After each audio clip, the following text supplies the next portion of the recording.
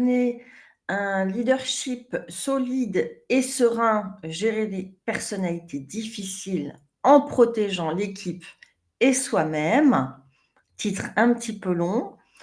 Je vais vous proposer tout de suite de me confirmer que vous m'entendez bien grâce à la cellule de chat, dans laquelle vous pouvez m'envoyer, à partir de laquelle vous pouvez m'envoyer vos messages. Voilà, je vois que j'ai déjà plusieurs réponses, donc vous m'entendez bien, super. Alors, on va démarrer. Donc quelques informations générales sur ce webinaire.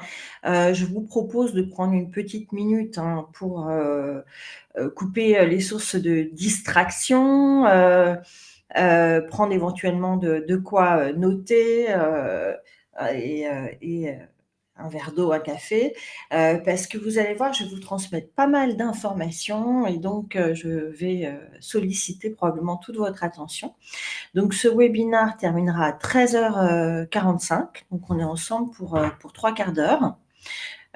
Donc dans un premier temps, je vais vous exposer, donc le contenu et dans un deuxième temps, on pourra, échanger sur vos cas, particuliers. Je vous propose de prendre quelques petites minutes, pour faire connaissance. Je vous propose donc de m'indiquer dans la cellule de chat quelle est votre fonction aujourd'hui et finalement quel est le problème, si toutefois il y en a un, auquel vous êtes confronté, le problème numéro 1 auquel vous êtes confronté aujourd'hui et qui vous amène, jusque ce webinaire. S'il y a pas de problème, vous pouvez me préciser ce que vous en attendez. Et je vous remercie de m'apporter ces 2 réponses dans le même message. Sinon ce sera un petit peu compliqué pour moi de suivre. Donc je vois que plusieurs d'entre vous sont en train d'écrire, donc je vais attendre vos réponses. L'idée, ce sera pour moi de pouvoir, zoomer sur, une partie ou une autre du webinaire en fonction de ce qui vous intéresse plus spécifiquement.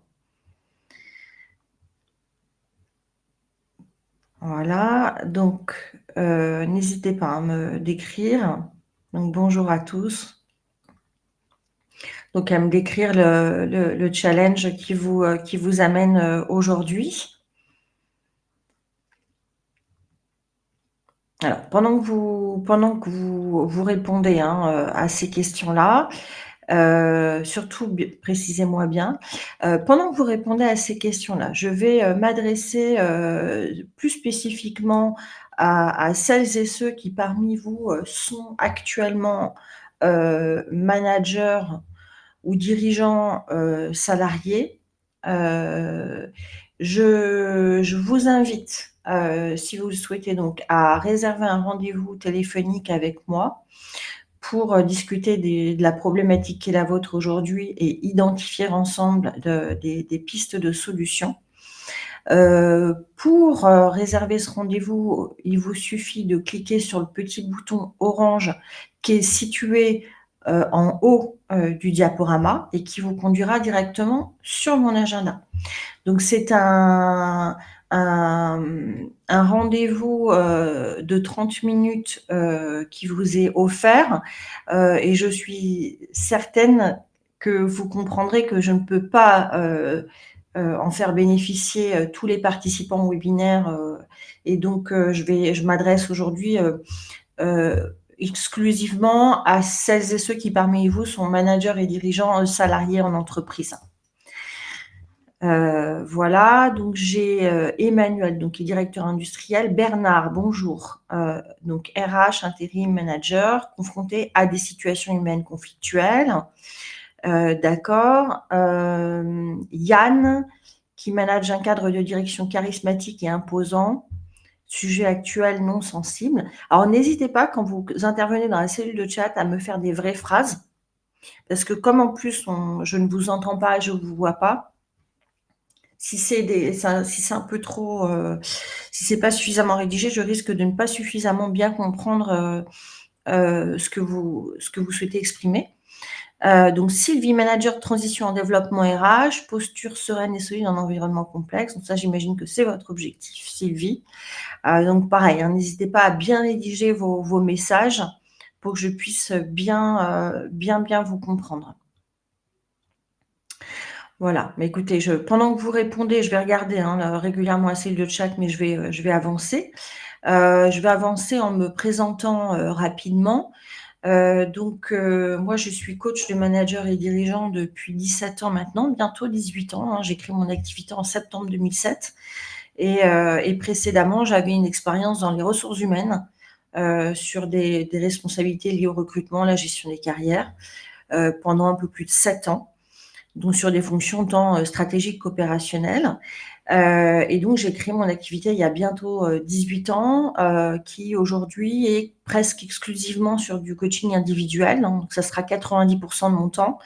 Et puis, les 10% restants, ça va être quelques conférences et du coaching d'équipe et plutôt des ateliers collectifs.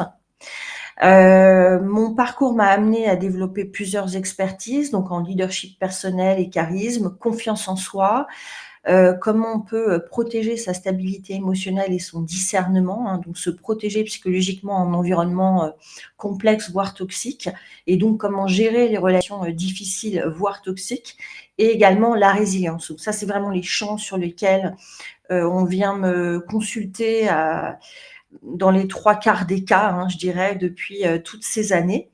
Et puis, donc là, au moment où je vous parle, je suis à mon cabinet, donc je suis pas dans ma cuisine. Hein. Je suis dans mon cabinet qui est situé à Vincennes, en Île-de-France. Pour les Parisiens et Franciliens parmi vous, je vous dirais que je suis à quelques pas du métro Béraud et du RER A Vincennes, pour vous resituer. Et puis, j'interviens également en outplacement individuel et j'ai le plaisir et l'honneur d'intervenir depuis environ 6 ans pour l'école polytechnique sur du coaching de managers et dirigeants, enfin de dirigeants plutôt dans leur executive master. Voilà. Voilà pour moi. Donc je m'appelle Isa, je regarde le chat, hein, j'ai une personne qui vient de partager sa problématique. Je m'appelle Isa, je suis professionnelle des métiers de l'hôtellerie-restauration depuis de longues années. Je suis un manager de terrain et je suis une ancienne assistante gouvernante générale. Je suis une formatrice pour adultes. Ok, merci beaucoup pour ce partage. N'hésitez pas à me préciser ce que vous attendez donc du webinar. Donc voilà pour moi, je continue, hein, j'avance sur sur ce webinar. Je vais rappeler quelques chiffres, hein, quelques éléments pour poser le contexte. On a un contexte particulier actuellement puisque 45% des salariés se déclarent en détresse psychologique. Donc ça a encore augmenté de 3 points depuis juillet dernier, avec un impact marqué chez les jeunes, les employés et les femmes. Donc ça, c'est un chiffre qui nous vient d'une enquête, d'une étude publiée le 1er avril, qui est très récente, hein, 2025, par Empreinte Humaine et OpinionWay. Donc c'est quand même des chiffres qui sont très alarmants, très alarmants. Je vous partage également ce chiffre, ce deuxième donnée. Les comportements toxiques au travail constituent l'un des premiers facteurs d'épuisement professionnel et d'intention de départ chez les employés. Donc ça, c'est une étude de McKinsey 2022. Donc, il y a quand même un vrai sujet de préoccupation. Nous, ce que nous allons voir aujourd'hui, ça va être déjà de resituer qu'est-ce qui va rendre une situation humainement difficile et quels signaux doivent vous alerter. Et ensuite, on parlera beaucoup de clés. Je vais partager avec vous des clés concrètes, opérationnelles, pour vous protéger psychologiquement, rester stable, rester lucide, protéger votre discernement, protéger votre sérénité émotionnelle, face à des personnalités difficiles. Hein, donc comment ne pas vous perdre en route. Donc on va commencer par le premier point. Qu'est-ce qui rend une situation humainement difficile et quels signaux doivent vous alerter? Alors, j'ai listé quelques situations typiques qui vont induire de la complexité pour un leader, qui va induire des situations humainement difficiles, hein, qui vont induire des situations humainement difficiles. Donc, le manque de clarté dans les rôles, les responsabilités ou les priorités, évidemment, ça va induire des malentendus, des conflits, des non-dits, des rivalités. Donc, tout ça, c'est tout à fait préjudiciable. Une pression hiérarchique ou politique forte et parfois contradictoire. Moi, je travaille beaucoup pour des très grandes entreprises et des très grandes entreprises de services publics qui sont très complexes dans leur organisation. Et plus c'est grand, plus c'est complexe, plus c'est politique. Et donc, j'accompagne des dirigeants qui ont des attentes de leur hiérarchie, de leur pairs, qui sont parfois difficiles à concilier pour le moins. Donc une fatigue émotionnelle, bien sûr, des équipes ou du leader lui-même, du manager lui-même, et la présence de personnalités compliquées, difficiles, voire toxiques. Voilà, on a quelques facteurs qui vont être assez impacter fortement le climat, hein, et la qualité des relations de travail. Alors, quels sont les signaux qui doivent vous alerter chez vos collaborateurs? Ça va être des signaux qui témoignent de la détérioration de la santé mentale, comme des symptômes émotionnels qui vous sont partagés plus ou moins clairement d'ailleurs. Stress, anxiété, confusion, culpabilité, honte et perte de confiance en soi. Autant le stress, l'anxiété, on va retrouver quelles que soient les problématiques humaines rencontrées. Autant la confusion, la culpabilité, la honte et la perte de confiance en soi, on les retrouvera plus dans le cas de relations ressenties comme toxiques. Alors n'hésitez pas, hein, ça je vais pas le préciser, mais à m'interpeller, à me poser des questions tout du long du webinaire, ça sera plus interactif. Par contre, tout au long du webinaire, je vous invite à me poser des questions que vous souhaitez sur le contenu du webinaire, mais pour vos cas personnels, on prendra un temps au terme de ma présentation. Alors, autre signal à surveiller, c'est la performance. Quand vous avez des changements dans la performance, donc performance en déclin, vous avez des délais qui ne sont pas respectés, une baisse dans la qualité du travail, une diminution de la productivité. Quand vous voyez un changement, pas quand s'il n'y a pas de changement, c'est pas un signal d'alerte, mais s'il y a vraiment un changement, là, c'est un signal d'alerte. Je regarde le chat parce que je vois que quelqu'un écrit, mais je ne vois pas les messages arriver, donc ça doit être normal. Hop. Et puis des problèmes relationnels, vous allez constater où on va vous relater des conflits ou une communication rompue, hein, comme disait Paul Watzlawick, on ne peut pas ne pas communiquer, donc une communication rompue est également un signal d'alerte de gens qui ne partagent plus, qui ne s'expriment plus. Et un climat de méfiance qui se ressent aussi par une fermeture, des gens qui ne se confient plus, qui ne partagent plus. Voilà, ça c'est vraiment des signaux typiques qu'il faut réagir. Donc Bernard dit: vous avez évoqué les soucis de management exprimés par les jeunes salariés. Avez-vous des chiffres sur le turnover qui en découle? Non, là sous le coude, je n'ai pas des chiffres sur le turnover qui en découle. En revanche, vous voyez ce que je vais évoquer tout de suite, c'est, ah non, je l'évoque pas dans ce webinaire-là, je l'ai évoqué dans le webinaire précédent. C'est les impacts effectivement, de cette souffrance au travail pour l'organisation. Il y a clairement des impacts sur la fuite des talents, et ça, c'est effectivement, problématique,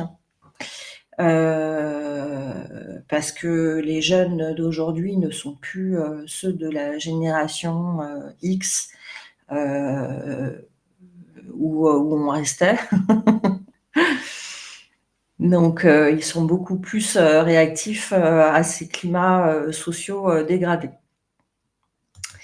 Alors, comment rester solide et serein face aux personnalités difficiles, hein? Parce que c'est vraiment ça qui vous intéresse davantage, je pense.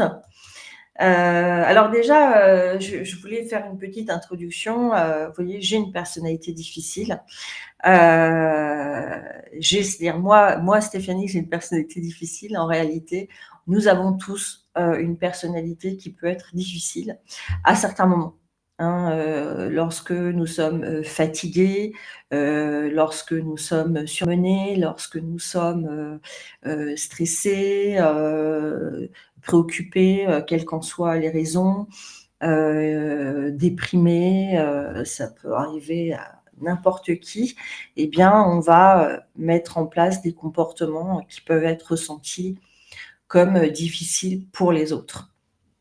Maintenant, ce dont nous allons parler aujourd'hui, c'est plus spécifiquement de personnes qui présentent une personnalité difficile en permanence. Hein. Et donc là, nous parlons pas de gens qui peuvent à un moment donné, comme vous et moi, avoir un comportement compliqué, mais on va parler de personnes qui ont un trouble de la personnalité. Hein, en réalité, quand on parle de personnalité difficile, c'est des personnes qui ont un trouble de la personnalité. Alors un trouble de la personnalité, on va en parler.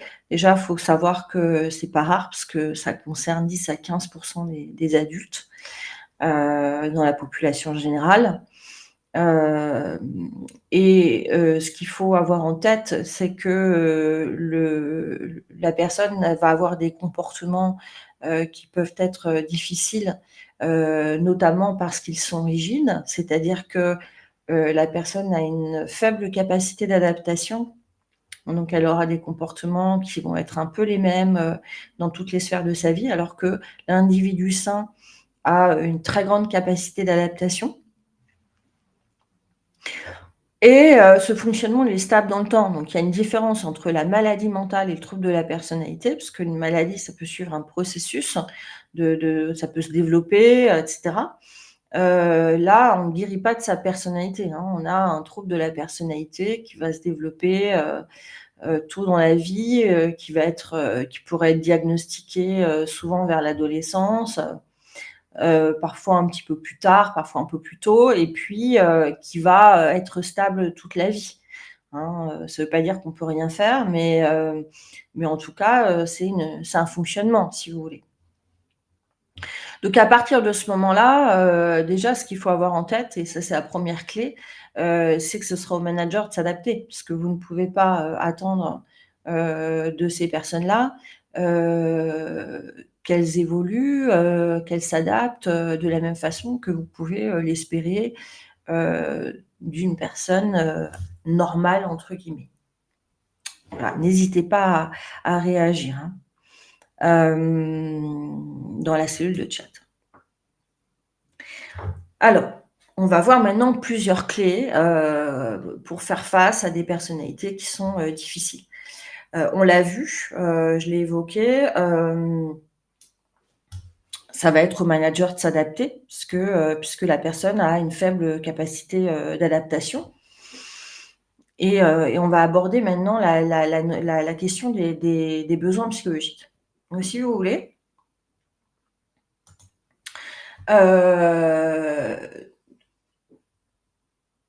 je vais plutôt, ouais. Si vous voulez, lorsque on a tous des besoins, je vais vous montrer ça juste après, ce sera mieux. Nous avons tous des besoins psychologiques. C'est-à-dire que, par exemple, on a besoin, de liberté, de créer, de s'amuser, d'anticiper, de planifier. Qu'est-ce qu'il y a d'autre? On a besoin de reconnaissance, on a besoin, liberté, je l'ai évoqué. Enfin, il y a une série qui est pas, on peut pas dénombrer le nombre de besoins psychologiques, qui existent. C'est pas vraiment dénombrable, mais en tout cas, nous avons tous des besoins psychologiques et ces besoins, ils sont, plus ou moins, ils sont organisés en hiérarchie. C'est-à-dire ce qui peut être très important pour un individu, par exemple, la reconnaissance pour qui il est en tant que personne, et ben, ça sera hyper important pour, une personne et puis ça sera moins important pour une autre personne. Donc, il y a des hiérarchies, hein. Il y a des gens qu'on va avoir énormément besoin de créer et d'autres peu besoin de créer. Des gens qui ont énormément besoin de savoir où ils vont, d'avoir le planning, d'avoir le programme, d'autres qui ont peu ce besoin-là. Donc voilà, on a tous des besoins, ils sont organisés en hiérarchie selon les personnes. Il faut savoir que lorsque nos besoins psychologiques sont insatisfaits, ça va induire des comportements dits, négatifs. C'est-à-dire qu'il y a des comportements comme, l'agressivité, l'irritabilité, le surcontrôle, on va se renfermer sur soi-même, on peut se victimiser, on peut, être très critique, on peut blâmer les autres, on peut, provoquer des conflits, enfin voilà. Le fait que quand nos besoins psychologiques sont insatisfaits, ça c'est vrai pour tous les individus, qu'ils aient un trouble de la personnalité ou pas, lorsque nos besoins sont insatisfaits, on va mettre en place des comportements négatifs entre guillemets. Inversement, lorsque nos besoins psychologiques sont pleinement satisfaits, eh ben, on va être plus serein. On va pas mettre en place ces comportements négatifs, en tout cas dans une beaucoup plus faible proportion. Et du coup, si on est plus serein, ben, on est plus ouvert, on est plus enclin à se remettre en question, on est plus facile.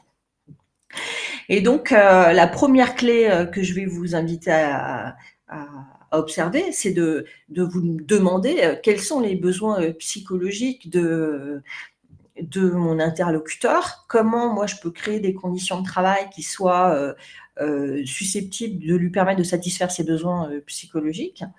Deux intérêts à cette démarche. Le premier, c'est d'une part de s'adapter aux collaborateurs, tant dans son management que dans le contenu du poste ou l'organisation autour du poste. Et donc, ça va permettre de limiter les manifestations les plus problématiques de la personnalité. D'autre part, derrière cette clé-là, il y a une deuxième couche que je vous invite à avoir en tête, c'est que vous n'en faites pas une affaire personnelle. Quand on est face à quelqu'un d'un peu compliqué, par exemple, qui serait un peu parano, qui serait un peu sur la défiance, un peu agressif, etc., le risque est important de le prendre personnellement, de se mettre en rapport de force, de se vexer, de s'énerver, de vouloir moraliser l'autre, etc. Et c'est pas la bonne idée. Et donc, quand on comprend que derrière des manifestations négatives se trouvent en réalité des besoins insatisfaits, on ne prend pas les choses personnellement et donc on a des attitudes plus constructives. Donc, en synthèse, quand nos besoins sont satisfaits, on est plus cool. Quand nos besoins sont insatisfaits, on est plus difficile. Et donc, comprendre ça permet d'adapter le poste, d'adapter notre management et de trouver et de ne pas en faire une affaire personnelle. Alors, je vous donne une illustration. Prenons le cas d'Éric, qui est perfectionniste, donc qui peut avoir un trouble de la personnalité, comme on dit, obsessionnel, c'est-à-dire des personnes qui vont tout le temps aller dans le détail, qui vont être extrêmement rigides sur les règles et les procédures, dans les opinions. Et donc, c'est des gens qui peuvent être extrêmement dévoués quand même à leur travail, travaillent beaucoup et qui peuvent avoir tendance à se surmener, mais ils sont très inflexibles. Et bien là, en questionnant, en discutant avec Éric, on peut comprendre qu'il a un fort besoin d'anticipation, de planification. Et puis, on peut voir comment, en tant que manager, on pourra lui apporter de la visibilité, d'éviter de lui faire des demandes en urgence et des changements de programme de dernière minute. Ce sont des gens qui ont énormément besoin de contrôler, donc on ne va pas l'employer hors de sa zone de confort. Donc on va respecter sa zone de confort, on ne va pas le positionner sur des choses sur lesquelles il ne va pas se sentir parfaitement en maîtrise et compétent. On ne va pas attendre de lui qu'il fasse preuve d'improvisation, de créativité, etc. Donc là, on va lui permettre de recouvrer un maximum de sérénité, et donc ça canalise, ça limite les manifestations les plus rigides de sa personnalité. Voilà. N'hésitez pas à réagir dans la cellule de chat, hein, je suis à votre disposition, hein, si vous voulez échanger sur ce que je dis. Donc en conclusion, en aidant le collaborateur à satisfaire ses besoins psychologiques, le leader limite ses comportements négatifs. Voilà, ça c'était la première clé. Nous allons maintenant parler de la clé numéro 2. Oui, on en connaît des comme ça. Comment on fait pour ne pas donner prise aux relations toxiques? Parce que finalement, une clé pour rester solide et serein, c'est de ne pas donner prise à des relations toxiques, donc ne pas rentrer là-dedans, hein, pour le dire autrement. Alors, là, vous voyez, je vais vous expliquer qu'est-ce qu'une relation toxique en réalité. Parce que souvent, quand on dit « Ah, j'ai une relation toxique », avec quelqu'un, on a quand même tendance à désigner l'autre comme coupable, hein. Il y a le gentil, il y a le méchant. Mais en réalité, l'histoire est un peu plus complexe que ça. Dans la très grande majorité des cas, très, très grande majorité des cas, et je parlerai des exceptions tout à l'heure, l'histoire est beaucoup plus complexe que ça.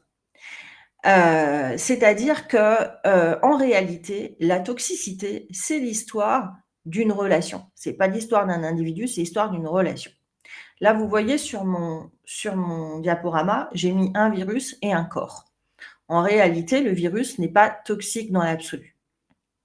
Il peut y avoir des virus de la grippe, du Covid, de ce que vous voulez, qui se promènent dans la nature. À partir du moment où il ne rencontre pas un corps qui a des faiblesses au niveau de son immunité, eh bien, le virus ne sera pas toxique. C'est la rencontre entre des failles dans l'immunité et le virus qui crée la toxicité. Donc, ça veut dire quoi? Ça veut dire que, eh bien, tout à chacun, nous avons des failles dans notre immunité qui vont constituer des prises pour les relations toxiques. Citons par exemple le manque d'estime de soi, un besoin de reconnaissance qui sera très important, des peurs, peur du jugement, peur du rejet, peur de l'abandon, hein. Quand on a ces peurs-là, on peut rester attaché à des relations qui nous sont préjudiciables. Des croyances sur ce qui est autorisé ou ce qui ne l'est pas. C'est mal d'interrompre un engagement, je n'ai pas le droit je ne peux pas me permettre de dire quelque chose si ça risque de fâcher mon interlocuteur. C'est mal de ne pas répondre à une question qui m'est posée. Enfin, vous voyez, vous avez des croyances qui vont être des prises, en fait, pour des relations toxiques. Donc, en somme, si je devais synthétiser, vous avez des besoins et des croyances qui vont être des prises et qui vont permettre à la relation toxique de s'installer. Donc, je vous donne un exemple concret de Nathalie. Nathalie qui est responsable du développement durable dans une grande entreprise de services publics. C'est une personne extrêmement engagée qui a un très fort besoin de se sentir utile, de contribuer, d'avoir un vrai impact. Sa fonction n'est pas perçue comme stratégique par son N+1 qui sont indisponibles et indifférents à son travail. Donc, qu'est-ce que fait Nathalie? Elle en fait toujours plus pour satisfaire son besoin de reconnaissance et d'utilité, et elle finit par faire un burn-out. Vous voyez, dans ce cas-là, il n'y a pas forcément un gentil et un méchant. Il y a la rencontre entre un besoin qui est très, très fort du côté de Nathalie et une absence de manifestation, de reconnaissance de la part du N+1. C'est cette rencontre qui va créer la relation toxique. Donc en somme, avec une bonne connaissance de lui-même et en nourrissant ses propres besoins, le leader évite de donner prise aux relations toxiques. Donc la première clé, hein, enfin la deuxième en l'occurrence dans ce webinaire, pour, se protéger, pour rester solide et serein en environnement humainement difficile, c'est de bien se connaître. De bien connaître, qu'est-ce qu'on attend de la relation, de bien comprendre, comment nos principes, notre éducation, peut nous tenir, dans des relations qui nous sont préjudiciables. Et c'est assez compliqué d'y arriver seul en réalité, hein. Ça, c'est un travail, heu, qui quand même nécessite d'être accompagné par un professionnel. On va parler maintenant d'une 3e clé. Et je vais vous parler des personnalités dangereuses. Tout à l'heure, je vous ai parlé de troubles de la personnalité et ensuite je vous ai expliqué que, bah, oui, c'est des gens qui ont des comportements, qui peuvent être vécus comme difficiles. Ce sont des gens qui, dans la définition, vous voulez, du trouble de la personnalité, il y a la notion de souffrance aussi, hein. C'est-à-dire que la personne souffre, elle ou son environnement, hein. C'est pas forcément, elle, c'est elle ou son environnement qui souffre de ces comportements. Et je vous ai expliqué que finalement, c'est la rencontre entre l'individu et des failles qui va créer la relation toxique. Eh bien, là, on va parler d'individus qu'on peut qualifier de dangereux à partir du moment où, personne n'est immunisé. Voilà. C'est-à-dire que, les individus sains, ne sont naturellement pas immunisés. Vous voyez? C'est comme si je vous dis, le virus, Ebola ou du sida ou la variole, a priori, c'est dangereux parce que là, quel que soit l'organisme qui le croise, ça va être très grave. Alors pardon pour la comparaison entre des êtres humains et des virus, hein, excusez-moi, mais c'est parce que je cherchais des métaphores qui puissent être parlantes pour vous, donc je vous demanderai de prendre les choses avec le recul, qui va bien. Alors du coup, la clé, c'est de les connaître et de les reconnaître, mais surtout de savoir s'en protéger. Heu, alors je vais vous parler de 2 types de personnalités, hein, qui présentent une dangerosité particulière, les personnalités, psychopathiques dans leur forme primaire et les personnalités, paranoïaques. Alors les personnalités psychopathiques dans leur forme primaire, on peut aussi les appeler en Europe, on les appellera des personnalités antisociales avec une caractéristique perverse et dans le monde de la psychanalyse, vous entendrez le terme de pervers narcissique. Je ne l'utilise pas parce que je ne pourrais pas vous présenter des stats ou des résultats d'études scientifiques, vu qu'il n'y en a quasiment pas, menés sur le profil du pervers narcissique. En revanche, il y en a sur, le psychopathe dans sa forme primaire, donc c'est pour ça que j'ai retenu cette acception. Mais on parle bien de la même personne. Donc là, vous remarquerez déjà sur les chiffres que je partage avec vous que les personnes qui ont des traits psychopathiques, parce qu'il y a des degrés, hein, on l'est plus ou moins. Il y a des degrés dans les troubles de la personnalité également, hein. On l'est, plus ou moins, «atteint» entre guillemets, hein. Mais en tout cas, les personnes qui, sont suffisamment atteintes pour considérer qu'elles sont porteuses du trouble, il y en aura, 1 à 3 dans la population générale. En revanche, vous en aurez davantage chez les managers puisque, il y a des études qui vont identifier qu'il y a 3 à 5 des managers, qui présentent donc ces traits, psychopathiques et 20 des dirigeants. Donc vous remarquerez que plus vous évoluez dans la hiérarchie, plus ils sont représentés. A priori, ça devrait être presque la même chose chez les paranoïaques, qui, d'après une source que je n'ai pas recitée là, sont plus représentés sur les fonctions de manager que dans la population générale. Mais, comme j'ai pas pu vraiment corroborer cette étude avec d'autres, j'ai choisi de ne pas présenter le chiffre, dans ce webinaire. Donc là, vous avez les 2 profils qui sont, où il y a une dangerosité, claire, parce que peut y avoir, une dimension malveillante en réalité. Ce qui est quand même très rarement le cas chez les êtres humains, hein. Même si tout à chacun, on a des comportements qui sont parfois très négatifs, Ça ne veut pas dire qu'on a une intention d'abîmer l'autre ou de lui faire du mal, hein. Alors, je vais vous donner quelques mots, sur ce profil-là. Donc c'est une personnalité narcissique, c'est-à-dire que c'est quelqu'un donc que vous pourrez voir, pourrez remarquer l'arrogance, la condescendance, la surconfiance en soi, la surestimation de ses capacités, le sentiment de mériter des égards, plus que d'autres, de mériter d'être traité un peu différemment des autres. C'est quelqu'un qui, a un comportement assez sans gêne en général, qui respecte pas trop les conventions sociales. C'est quelqu'un qui va, assez transgresser en fait les règles, la loi, et qui peut agir, immoralement. Alors Bernard a une question. Pouvez-vous rappeler les définitions différences entre les 2 personnalités? Alors là, justement, je vais les décrire. Donc, vous allez voir que elles n'ont rien à voir l'une avec l'autre. Je vais les décrire. Non, il n'y a pas de problème. Vous avez quelqu'un qui souvent, et pas tout le temps, mais souvent, au premier abord, peut être quelqu'un. Alors, je parle au masculin par convention, mais il y a des femmes, même si elles vont être représentées en minorité, hein. A priori, on aura 10-15% de femmes parmi les psychopathes dans la forme primaire. Mais je parle au masculin par convention. Donc, au premier abord, on aura quelqu'un souvent charmeur, même charismatique, qui peut même avoir de l'humour. Voilà. Vous avez des gens qui sont extrêmement manipulateurs en permanence et vraiment des menteurs pathologiques. C'est vraiment des gens qui mentent pour tout et n'importe quoi.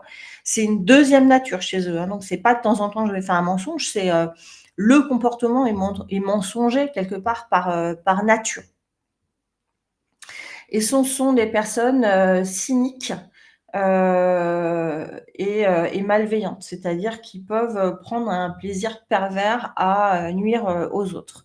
En tout cas, ce sont des gens qui ne poursuivent que leur propre intérêt, leur propre ambition, et les autres ne sont que des outils au service de leurs intérêts personnels, de leur prestige. Voilà. Donc, il y a une dangerosité qui est au plan du risque psychosocial qui semble évidente quand je décris ce profil-là.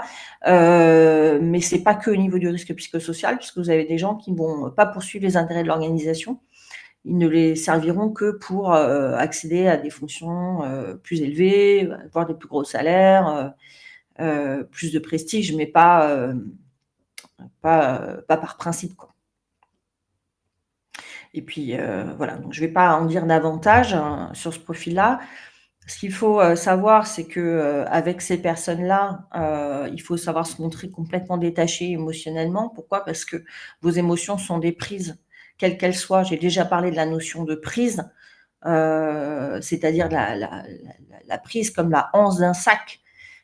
Si vous vous énervez, par exemple, face à ce profil-là, bah, il va vous tourner en ridicule, il va vous dire que vous êtes une hystérique, ou il va vous dire que vous perdez votre patience, enfin, il va vous tourner en dérision. Mais si vous êtes charmé, il va mettre les bouchées doubles. Si vous êtes intimidé, pareil, il va voir que son comportement parvient à vous intimider, donc il va mettre les bouchées doubles dans le comportement qui vous intimide. Donc voilà, il ne faut pas montrer ses émotions face à ces gens-là. Il faut communiquer de façon extrêmement factuelle et formelle parce que justement, il faut adopter une communication qui sera dénuée d'émotions. Et qui sera dénuée d'ambiguïté également, et peu sujette à interprétation, parce que tout ce qui est flou, tout ce qui est faille, pourra être utilisé contre vous. Que vous n'avez pas compris, voilà. Donc il faut vraiment être très factuel, très formel. Ce sont les gens vis-à-vis desquels il ne faut pas partager une information personnelle parce qu'il pourra les utiliser contre vous. D'ailleurs, il est très fort en général pour vous faire parler, pour attirer des confidences, en partageant lui-même d'ailleurs c'est des éléments de sa vie personnelle. Et puis derrière, bon, bah, il fait ses petits dossiers, donc faut faire attention. Clairement, ne recherchez pas sa reconnaissance ou sa sympathie. C'est un point important parce que tous autant qu'on est, on recherche plus ou moins consciemment la reconnaissance des gens que l'on fréquente. C'est chez l'être humain, c'est normal. C'est d'ailleurs très bien parce que on est des animaux sociaux, on a besoin des uns des autres pour fonctionner. On a besoin du groupe, du soutien du groupe. Donc c'est un fonctionnement qui est tout à fait normal de rechercher un peu de reconnaissance chez les autres êtres humains. Mais vis-à-vis de ces gens-là, c'est une prise puisqu'il va le ressentir et il va l'utiliser contre vous en faisant du chaud-froid, etc., en vous maintenant en dépendance. Donc ne recherchez pas sa reconnaissance, ne recherchez pas sa sympathie, ne cherchez pas à dire ouais mais moi il m'aime bien, je suis sympa, etc. Parce que même si vous êtes quelqu'un qui le divertit, à un moment donné, s'il faut agir contre vous parce que c'est dans son intérêt, il le fera. Donc il faut vraiment garder ça en tête. Nadia a une question. Pour quelles raisons les entreprises maintiennent en fonction des personnalités avec de telles personnalités ou plutôt avec de telles pathologies? Alors déjà, la plupart des entreprises ne sont absolument pas compétentes pour les identifier. Déjà, vous remarquerez que je vous parle d'un profil dont on ne parle pas en France parce que ce terme-là n'est pas utilisé en France. Donc même les psychiatres ne sont pas formés à ce profil-là. Et les psychiatres, ils ne sont pas non plus formés au profil du pervers narcissique, puisque ça vient de la psychanalyse. Donc, ils sont formés à un autre profil qui s'appelle la personnalité antisociale, mais la personnalité antisociale, c'est plutôt des gens qui vont aller péter des abribus, qui vont aller se battre, qui peuvent avoir aussi ces éléments-là de personnalité, mais c'est ce qu'on appelle plutôt le psychopathe dans sa forme secondaire. Donc déjà, il y a un problème, c'est de connaissance du profil, et donc si on ne connaît pas, on ne peut pas reconnaître. Alors déjà, chez les psys, c'est pas forcément très bien connu, mais alors chez les RH, encore moins. Et chez les managers, encore moins. Et du coup, pour reconnaître, il faut déjà connaître. Ça, c'est une première chose. La deuxième chose, c'est que on maintient en fonction parce que vous avez des gens qui déjà manipulent tout le monde. Donc, quand un dirigeant maintient en fonction un de ses collaborateurs psychopathes, c'est pas forcément parce qu'il n'a pas de considération pour les comportements de cette personne-là. C'est d'une part qu'il en ignore la dangerosité, mais également, pardon, j'ai perdu le fil, il va en ignorer la dangerosité, oui, mais lui-même est manipulé par cette personne-là, qui peut se montrer complètement normal. Le psychopathe dans sa forme primaire, il peut donner une image, quelqu'un de super humain, super sympa, super équilibré vis-à-vis d'un petit groupe de personnes. Et donc, le N+1 qui se dit, bon, bah, moi, mon collaborateur, certes, il y a des bruits, il y a des mots, mais moi, avec moi, je suis désolée, mais il est complètement normal, il a des bons résultats, il est performant, etc. Oui, ce côté manipulateur va leur permettre d'être maintenus. Ce sont aussi des gens qui intimident. Ils intimident en 360 degrés, ils intimident tout le monde. Donc ça veut dire qu'on n'ose pas forcément s'attaquer à lui. C'est pas évident. Ils arrivent à vous tourner en dérision, donc c'est pas évident de les confronter. Voilà. Là, je viens de vous donner quelques explications. Il y en a d'autres. Mais je vais avancer parce que j'ai encore plein de trucs à vous raconter et il est 43. Donc maintenant, je vais vous parler de la personnalité paranoïaque. Personnalité paranoïaque, c'est quelqu'un qui est un peu sur ses gardes en permanence. Donc quand vous rencontrez cette personne-là, vous sentez que vous êtes jugé, vous êtes scanné, qu'il est un peu sur la défensive. Et c'est en fait des gens qui vivent dans la peur en permanence. Donc c'est quelqu'un qui est soupçonneux, qui est secret, isolé. Donc c'est très difficile de savoir ce qu'il pense réellement. C'est quelqu'un de très orgueilleux et rigide, donc il ne se sent généralement pas reconnu à sa juste valeur. Et ça le rend encore plus braqué contre les autres. Et évidemment, le symptôme numéro 1 de la paranoïa, c'est quand même la fausseté du jugement. C'est quelqu'un qui va interpréter tout un tas d'événements tout à fait anodins comme des provocations, des dénigrements, de la malveillance à son égard. Donc, ça rend quand même les relations de travail, c'est quasiment impossible d'avoir une coopération réelle et réellement efficace avec une personne paranoïaque. Et puis, l'un comme l'autre, que ce soit le parano ou le psychopathe, ce sont quand même des harceleurs en puissance. Hem, la logique du paranoïaque, c'est pas la logique, du psychopathe qui va être qui va s'amuser avec les autres. Il s'amuse pas du tout, le paranoïaque. Lui, sa logique, c'est plutôt de détruire avant d'être détruit. Alors avec lui, il faut éviter les sous-entendus, les métaphores, les images, les ambiguïtés, tout ce qui peut être soumis à interprétation, donc on va être hyper factuel également. Rester logique, cohérent, prévisible, fiable, vous voyez tout ce qui est, être le plus, lisible possible. Éviter les rapports de force, ça sert à rien de rentrer dans des débats, ça sert à rien de chercher à le raisonner parce que si vous cherchez à le raisonner, à le moraliser et cetera, il va se sentir encore moins compris et donc il va être encore plus braqué contre vous.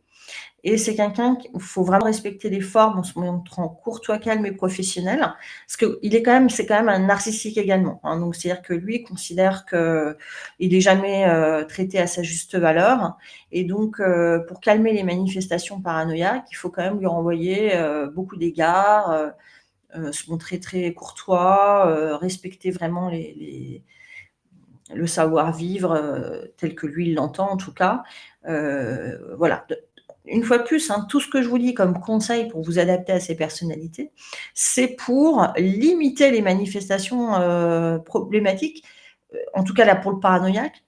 Pour le psychopathe, c'est pas pour limiter les manifestations problématiques, mais c'est plutôt pour vous en protéger et éviter de rentrer dans des relations, toxiques avec ces gens. Voilà. C'est la maximum que vous puissiez en attendre. Parce que vous ne les ferez pas changer. Donc, identifier et comprendre ces personnalités permet au leader de limiter les risques encourus. Il peut limiter un peu les manifestations paranoïaques pour le paranoïaque, mais pour le cas des deux, ce qu'il faut surtout poursuivre comme objectif, c'est de ne pas donner prise à des relations toxiques ou harcelantes. Ça, c'est l'objectif qui doit être le vôtre. Voilà, et je vois que j'explose de timing, donc je vais essayer d'aller encore plus vite que je ne le fais déjà. C'est la première fois que je fais ce webinaire, donc j'ai peut-être mal évalué le temps. Alors attendez, je vais aller vite. Je vais déjà très vite, mais je vais aller encore plus vite. Adopter une posture adulte, c'est quoi une posture adulte? En fait, posture adulte, c'est je prends mes responsabilités et je vous laisse prendre les vôtres. Je m'exprime avec clarté, sans dominer, ni me soumettre, ni fuir. En gros, je suis pas dominant. Si je suis dominant, un des risques que je prends, il y en a d'autres, c'est de me mettre dans les rapports de force, donc l'escalade relationnelle. Si je suis dominée, un des risques que je prends, et il y en a d'autres, c'est de me suradapter pour convenir à l'autre et là, à mes dépens et par conséquence, aux dépens des responsabilités que je porte. Et si j'esquive, et bien, évidemment, je vais entretenir et développer les non-dits. Donc dans tous les cas, ces 3 postures-là sont à proscrire totalement, face à des personnalités difficiles, parce que, vous prenez des risques, de relations qui vont se complexifier. Donc la posture à adopter est la posture adulte, où je prends conscience que je suis responsable de moi-même et de chacun de mes comportements, quel que soit le comportement de l'autre. Je prends mes responsabilités, je ne les perds pas de vue et je laisse l'autre prendre les siennes. Donc voilà, ça m'amène à avoir une expression claire, d'égal à égal.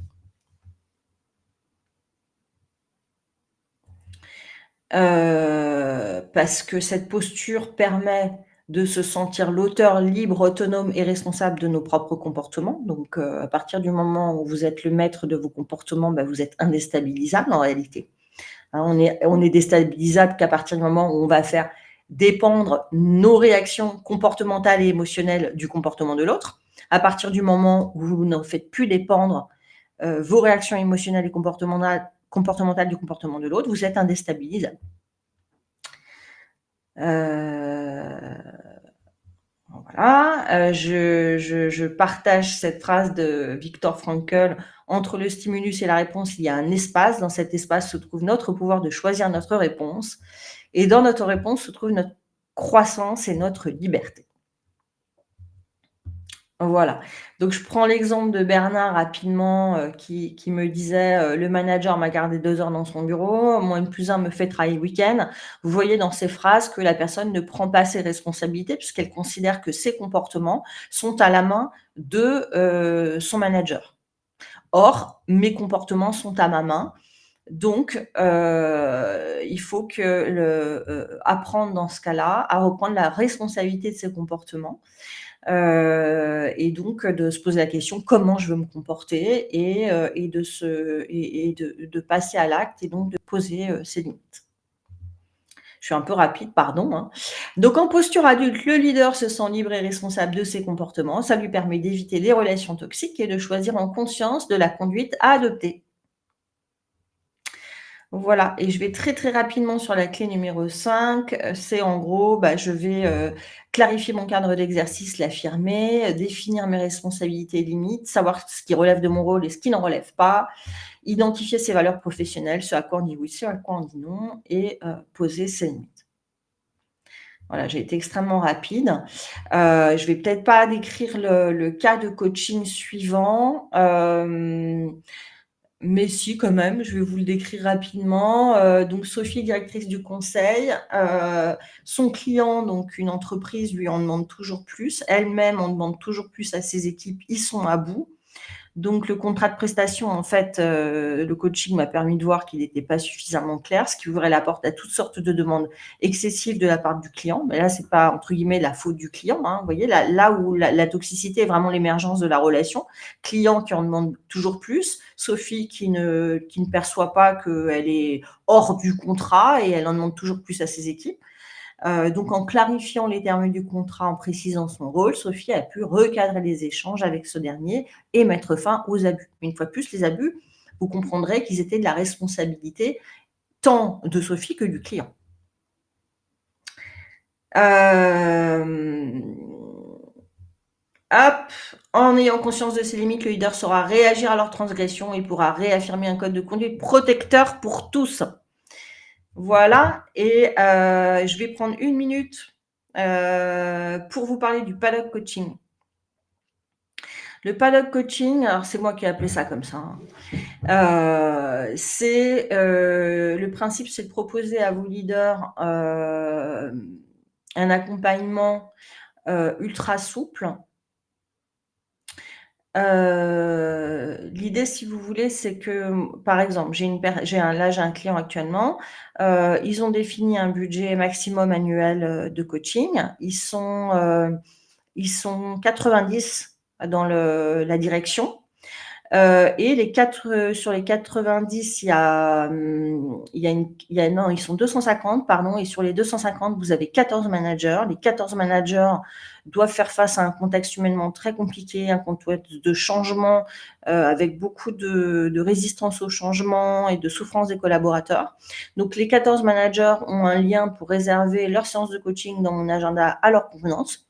Il y a des managers qui ne réserveront pas de séance et il y a des managers qui vont en réserver, plus que d'autres, mais c'est très souple. Chacun va réserver son créneau lorsqu'il le souhaite, directement dans mon agenda, et le client est assuré de ne pas voir son budget, dépasser, à la fin de l'année puisque le budget maximal a été défini en amont. Mais on laisse, les managers réserver des créneaux en fonction de leurs besoins.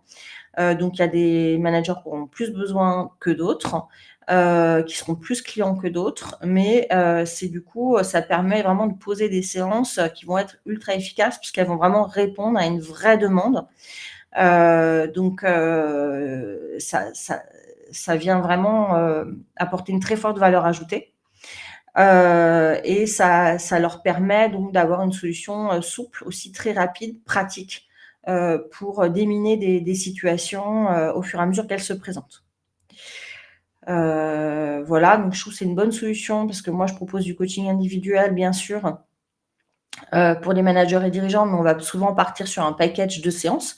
Bon, généralement, elles sont bien utilisées, il y a pas de sujet, mais c'est sûr que là, je trouve que ça apporte vraiment une très grande souplesse, et c'est à mon avis quelque chose qui a beaucoup de potentiel. Donc Bernard dit: «Auriez-vous des clients que nous pourrions contacter qui ont expérimenté votre proposition commerciale?» Bah, vous en avez beaucoup, beaucoup Bernard. Je vous invite à consulter dans mon espace LinkedIn. Vous avez un peu plus de 40, je crois que j'ai une quarantaine de recommandations rédigées de mes clients. Donc, en cliquant sur leur nom, vous pouvez les contacter. Et puis, vous avez également sur mon site internet, dans l'espace références et témoignages, vous en avez encore davantage. Vous avez encore d'autres recommandations. Et donc, ils sont avec des vrais noms et des vrais prénoms et des vrais profils LinkedIn derrière. Si vous voyez ce que je veux dire. Voilà, Bernard. Hop, je rappelle à celles et ceux qui sont managers et dirigeants, en salarié en exercice. Donc, si vous souhaitez me discuter avec moi des situations que vous rencontrez, eh bien, vous pouvez toujours réserver un petit créneau directement sur mon agenda via le bouton orange qui est situé en haut du diaporama. Et voilà, voilà, voilà. Et là, je vous ai mis une photo de mon cabinet où je suis actuellement. Vous voyez la machine à café qui est derrière moi, c'est la machine à café que vous voyez à gauche sur la photo. Donc, si vous venez me rendre visite, ce sera à Vincennes, donc pour discuter de vos problématiques. Voilà, j'ai été un peu expéditive, pardonnez-moi, j'ai parlé hyper vite et du coup, j'ai pas réservé de créneau pour la séquence questions-réponses.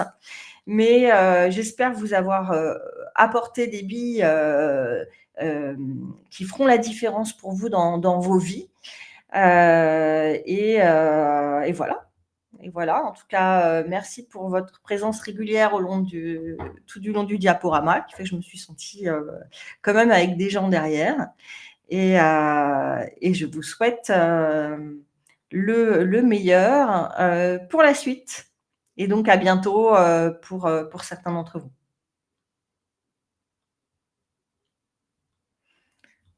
Passez une excellente journée et une très très bonne semaine. Au revoir à tous.